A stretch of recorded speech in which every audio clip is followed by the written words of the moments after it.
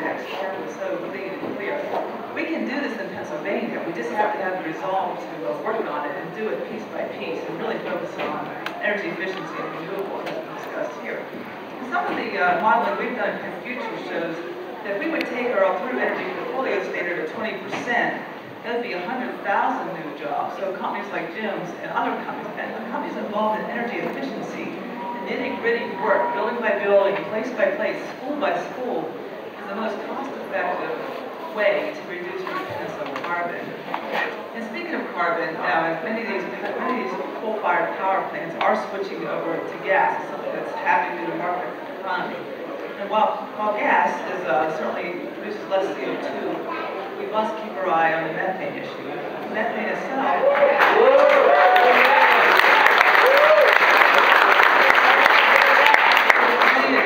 Many of you know, methane is 84% more potent greenhouse gas over 20 years than CO2. So this methane leakage issue must be dealt with. It's a well site, it's a pipeline, it's a compressor. So, switch over to gas is not a free ride for climate, so you have to pay a lot of attention to that.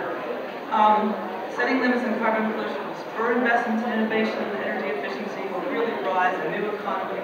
We feel, as Tim has said, this will bring along workers. We got to do it fairly and justly. I think we can do that. But the real cost, as said here, would be in inaction. From 2011 to 2015.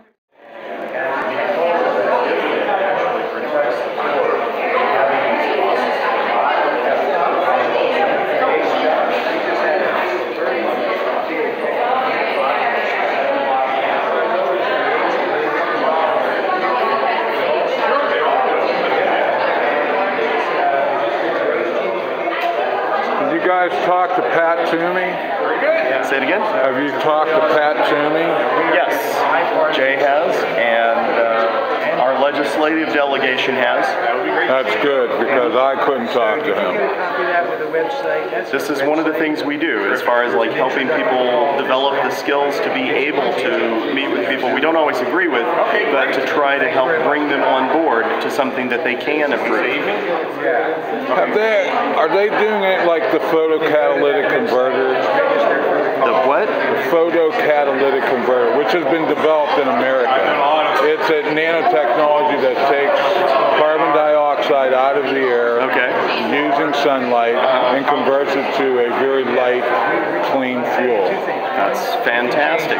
Things like that, we're not like picking any one solution, but what we are doing is the legislation we're advocating for is a price on carbon where it's revenue neutral. So Republicans can actually get behind it because it doesn't make government any bigger.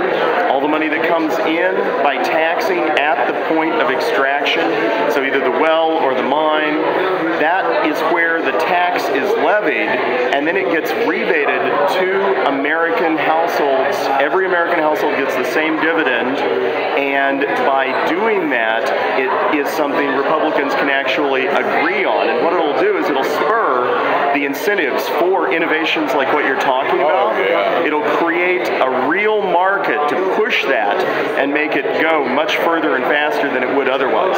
I was reading the book Climate Capitalism, and that's one of the central ideas. I just checked that out, And it's global. Everybody, it's a global strategy. And regardless of which solution winds up being best, or maybe it's multiple solutions, it probably would be, this really juices that so that it makes things that would otherwise take, like 5 or 10 years. I don't know how long solar roadways might take to be developed. Well, they have the first electric highway. It could dramatically accelerate things like that by putting a price on carbon. Oh, yeah. Here.